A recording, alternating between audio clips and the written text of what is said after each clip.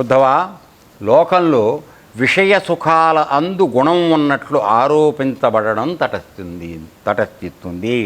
అంటే విషయ సుఖాలు ఇదే, ఒక రేడియో కొనుక్కున్నాం లేదా టీవీ కొనుక్కున్నాం. సో కొత్తలో బ్రహ్మాండంగా విడిచిపెట్టకుండా దాని ముందే కూర్చుని ఆనందిస్తాం. ఎన్నాళ్ళు? కొద్ది రోజులు లేక కొద్ది నెలలు మహా అయితే. తర్వాత అది అటు మోగుతూనే ఉంటుంది, నువ్వు వేరే వాడితో మాట్లాడుతూ ఉంటావు. పోయింది ఏకాగ్రత. కొంతకాలం అయ్యాక దాన్ని ఆఫ్ చేసి పారేసి మాట్లాడుతూ ఉంటావు. అంటే ఏమైంది?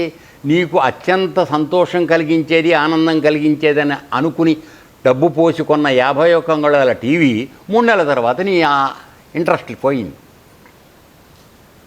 అవునా కాదా? అప్పుడు మరలి ఎక్కడికి పెడుతుంది? టీవీలోంచి ఏసీలోకి వెడుతుంది. కోరిక ఏసీ కావాలనిపిస్తుంది. ఏసీ అయిపోయిన తర్వాత ఏం వస్తుంది? ఈ మాత్రంలా ఉన్న పరుపులు కావాలనిపిస్తుంది. ఇట్లా ఒకదాని తర్వాత ఒకదాని తర్వాత వస్తుంది. ఈ విషయ సుఖాల్లో గుణం ఉన్నట్లుగా ఆరోపించబడడం తటస్థిస్తుంది అంటున్నాడు. అంటే ఏమిటి? ఆ వాటిలోనే అసలు దోషాలు ఉన్నాయి. ఈ విషయ సుఖాన్ని నమ్మించుకున్నావు అనుకో, అది నేను దుర్మార్గ గుణంలోకి తీసుకెళ్లే పరిస్థితి వస్తుంది. కటిక నేల మీద పడుకోవడం అలవాటైంది. నిన్న మనం ఉదాహరణలో చూసాం. నేల మీద పడుకున్నవాడు పడిపోయే పరిస్థితి ఏముంది? ఎత్తైన మంచం మీద పడుకునేవాడు పడిపోయే భయం ఉంది. అందుకని నువ్వు ఎత్తైన మంచానికి పడుకోవడానికి ఎక్కువగా ప్రిఫరెన్స్ ఇవ్వకు. కింద పడుకుంటే నిర్విచారం, పడిపోయేది లేదు, ఊడిపోయేది లేదు, హాయిగా ఉండొచ్చు. సో అటువంటి బుద్ధితో ఉండమని చెప్తున్నాడు. అది తర్వాత ఆసక్తి వలన ఇప్పుడేమిటి? అప్పుడు ఏం జరుగుతుంది? విషయ సుఖాల్లో మన గుణం ఇన్వాల్వ్ అయినప్పుడు ఏం జరుగుతుంది? అప్పుడు ఆ వస్తువు ఎడల ఆసక్తి అనగా కామం కలుగుతుంది. మనకి దీంట్లో చెప్తారు కదండి, కామాత్ క్రోధాత్ భవతి స్మృతిభంశ, స్మృతిభంశో బుద్ధినాశ, బుద్ధినాశో వినశ్యతి. అంటే నీవు మొట్టమొదట ఒక వస్తువును చూసి దాని యందు కోరిక పెట్టుకుంటే అది మొదలు. తర్వాత అది పొందిన తర్వాత దాన్ని ఉంచుకోవాలి, ఏమైనా సరే చేయి జారుకోకుండా చూసుకోవాలని కామంలోకి దీంట్లో మోహంలోకి వెళ్ళిపోతావు. మోహంలోకి వెళ్ళిపోయిన తర్వాత అది రాకుండా ఎవరైనా చేయడం కానీ లేక ఏదైనా ఫలించని పరిస్థితి వచ్చిందనుకో, దాంతో క్రోధాన్ని పెంచుకుంటావు. ఎవడో పక్కోడు ఎవడో చెడగొట్టాడని, అది చేశాడని, ఇది చేశాడని క్రోధం పెంచుకుంటావు. కామము, మోహము, క్రోధము, తర్వాత లోభము. ఇదైన తర్వాత ఇవన్నీ అయిపోయిన తర్వాత ఏమవుతుంది? నీకు అసలు ఒక పని చెయ్యొచ్చా చేయకూడదనేటువంటి విచక్షణ జ్ఞానం భగవంతుడు కేవలం మానవుడికి మాత్రమే ఇచ్చాడు. బుద్ధి అనగా విచక్షణ జ్ఞానం. ఏ పని నువ్వు మంచిదో ఏ పని చెడ్డదో తెలుసుకునే జ్ఞానం నీ దగ్గర ఉంది.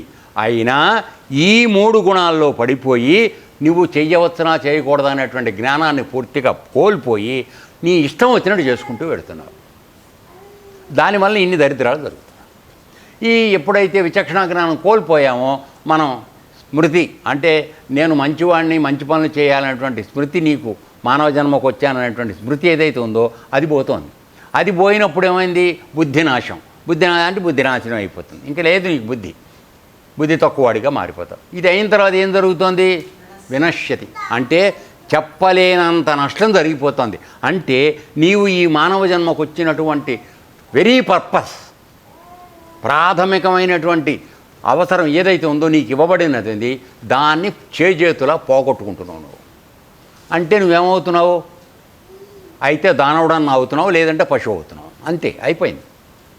సో ఈ విధంగా జరిగేటువంటి దాన్ని నివారించుకోవాలంటే నీవు అనుసరించవలసిన విధానం ఏమిటి అంటే నివృత్తి ధర్మ మార్గం. అంటే పోగేసుకోవాలనే ఉద్దేశం నుంచి వదిలేయండి. వచ్చింది పుచ్చుకుందాం, ప్రసాద బుద్ధి, దాంతో సంతోషపడదాం అనుకునే దానిలో వస్తే నీకు ఆ టెన్షన్ ఉంటుందా? ఏనన్నా ఉండదు కదా. వచ్చి ఏ ఉద్యోగ పరమాత్మ ఇచ్చాడు, ఇంతవరకే సరిపోయిందని అనుకున్నావు, దాంతో నిర్భనంగా ఉండొచ్చు, నిర్విచారంగా ఉండొచ్చు.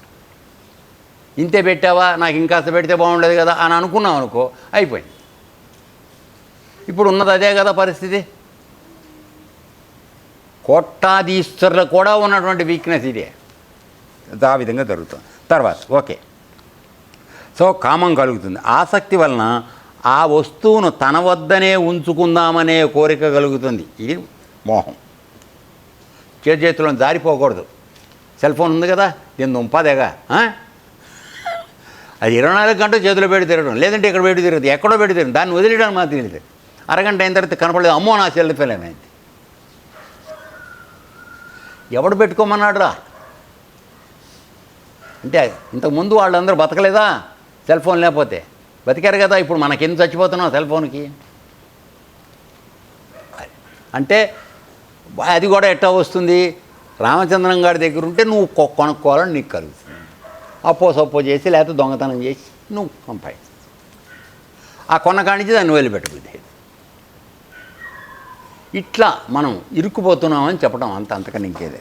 తర్వాత తన వద్దనే ఉంచుకుందామనే కోరిక కలుగుతుంది. ఆ కోరిక తీర్చుకునే ఉత్సాహంలో, ఆటంకాలను ఎదుర్కొనడంలో, అంటే ఇది ఏమైనా సరే ఉంచుకోవాలి, వద్దురా నీకు అని చెప్పి ఎవడో చెప్పడం ఇవన్నీ చేశాడు.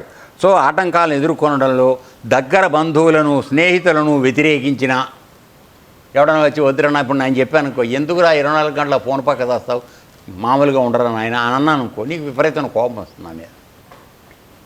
నీకు పని లేవని నాకు కూడా పని లేవు అనుకున్నావా, నన్ను సెల్ ఫోన్ పెట్టుకోవద్దు అంటున్నావు అని నీకు కోపం వస్తుంది. సో బంధువులను, స్నేహితులను వ్యతిరేకించవచ్చు.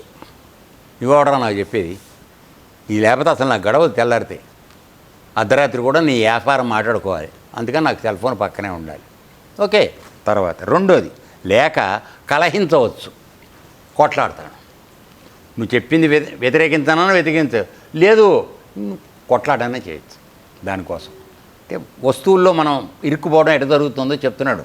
ఇది భగవద్గీతలో చెప్పిన విషయాలే ఇవన్నీ కూడా. తర్వాత జనుల్లో ఈ కలహాల వలన క్రోధం వృద్ధి అవుతుంది. సో ఎప్పుడైతే డిఫరెన్స్ ఆఫ్ ఒపీనియన్, నువ్వు కావాలని వాడు వద్దురా నానే మానేమని చెప్పటం, దాంతో ఇద్దరికి ఏమైంది, డిఫరెన్స్ ఆఫ్ ఒపీనియన్, క్రోధం వచ్చేసింది. ఈడా నాకు చెప్పేది అడ్డం వచ్చి చేస్తున్నాడు అని చెప్పి. తర్వాత క్రోధం వలన హితము అహితము గురించి వివేచనా శక్తి నశిస్తుంది, బుద్ధినాశ.